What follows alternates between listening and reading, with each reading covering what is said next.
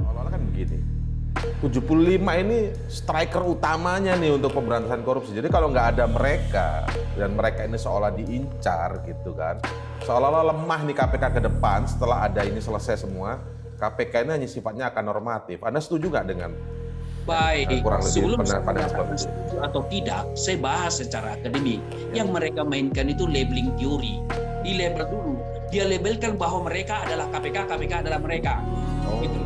Seolah-olah itu yang mereka labelkan seperti itu. Sehingga orang akan mengatakan, wah hebat mereka gitu ya.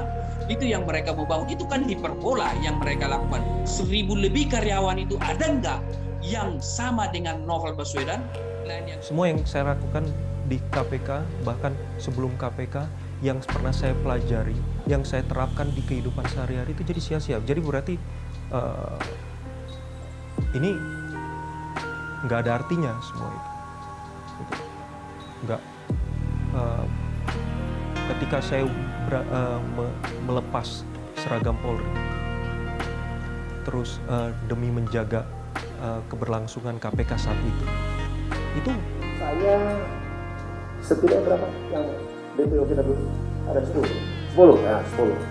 Ada 10 DPO yang kita cari dan sudah beberapa tertangkap.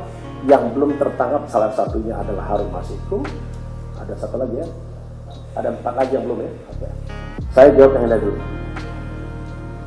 Terkait dengan setiap orang sebagai tersangka yang sudah ditetapkan oleh KPK, berarti cukup bukti. Dengan berdasarkan bukti yang cukup itu, KPK tidak pernah berhenti untuk mencari tersangka. Ya, karena penyidikan adalah serangkaian tindakan penyidik berdasar undang-undang untuk mencari, mengumpulkan keterangan saksi, dan mengumpulkan barang bukti guna mengungkap terangnya suatu perkara dan menemukan tersangka. Bisa orang kayak saya hidup di situ 4 tahun loh. Maksudnya kalau ada yang nggak suka dengan saya, pasti kan saya udah dicina-cinain di situ kan, apalah gitu kan. Buktinya saya nyaman-nyaman aja. Orang-orang yang disebut kadal burung nomor 1 itu, si Pak Novel tuh baik ya sama saya. Maksudnya ya biasa aja gitu. Saya melepaskan cita-cita yang saya pikir adalah untuk pribadi, yaitu menjadi seorang berkarir di kepolisian sampai pada level tertentu. Mungkin berharap saya bisa jadi jenderal, kalau bisa. Itu saya lepas. Jadi itu semua runtuh. Jadi kecewaannya adalah semua runtuh yang saya bangun, integritas yang saya bangun, yang saya juga sampaikan delivery ke keluarga, saya ajarkan ke keluarga kayak begini. Sikap kita harus begini. Karena itu juga cerminan di kantor, dan supaya itu juga jadi cerminan di rumah. Nanti kita bisa disebarkan juga di lingkungan keluarga lebih besar lagi, di lingkungan rumah juga lebih besar lagi. Itu runtuh lewat situ. Dan yang paling menyakitkan adalah berarti saya akan membawa stigma itu ke depan. Bahwa saya bukan seorang yang berwawasan kebangsaan. Hingga pada akhirnya, 51 pegawai menerima surat keterangan nonaktif dan diminta untuk menyerahkan tugas serta tanggung jawabnya yang ditandatangani langsung oleh pimpinan KPK. Merasa tak mendapat perlindungan, penyidik KPK Herbert Nababan meminta dukungan dari Persatuan Gereja Indonesia dan Komnas HAM untuk membantah isu bahwa tudingan kelompok radikal dan anti-Pancasila sangat bertolak belakang dengan keberagaman dan keharmonisan yang ada di internal KPK. Harmonis saja di dalam. Lain yang keluar atau melebihi. Jadi nggak ada bisa kita sombong sendirilah, janganlah bahwa kita merasa lebih hebat daripada yang lain, janganlah. Karena yang terbaik adalah bagaimana kita merendahkan, memposisikan diri kita tidak lebih tinggi daripada yang lain. Tetapi yang mereka bangun adalah seolah-olah mereka tanpa mereka KPK itu tidak jalan, melemahkan KPK.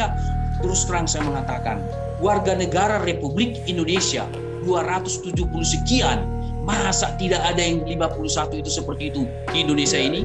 Atau 50 sekian, 51 orang itu, masa tidak ada 3 kali lipat dari 51 ada di 1000 sekian pegawai itu?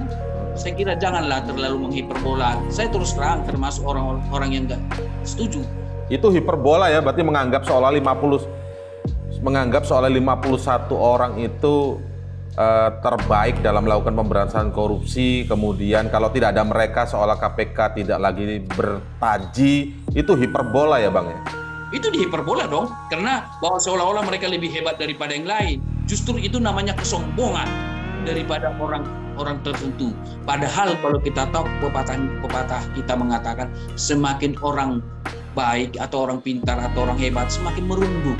Kalau mereka adalah orang yang hebat dan orang yang berkemampuan luar biasa, ketika mereka keluar, ya terima saja dia keluar. Apa yang dilakukan? Mereka bikin organisasi apapun namanya di luar KPK. Apa itu? Terserah apa namanya, tapi saya tawarkan mantan pegawai KPK. Sebagai apa? Bikin organisasi itu mengontrol pelaksanaan proses yang ada di KPK. Karena sudah tahunan mereka di sini. Seharusnya mereka mengatakan, wah saya terima kasih berkesempatan saya melakukan tugas-tugas di luar KPK untuk memberantas korupsi, termasuk mengontrol KPK ketika mereka bertugas tidak sesuai dengan idealnya. Kenapa? Mereka sudah punya pengalaman. Kita bekerja dalam satu tim ataupun dalam ruangan, di dalam pekerjaan kita tidak ada perbedaan antara suku, antara agama, tidak ada. Kita berbaur sama semua. Yang menjalankan agama Islam silakan menjalankan agama, yang Kristen akan menjalankan ibadahnya ya silakan, baik yang Hindu juga seperti itu, tidak ada perbedaan dan tidak ada di dalam kita mengkotak-kotakan seperti itu. Hubungan kita toleransi di dalam berjalan. Yang pada teman-teman Nasrani, kebetulan saya agama Kristen, nanti menjelang Natal merayakan ibadah Natal atau perayaan Natal berjalan.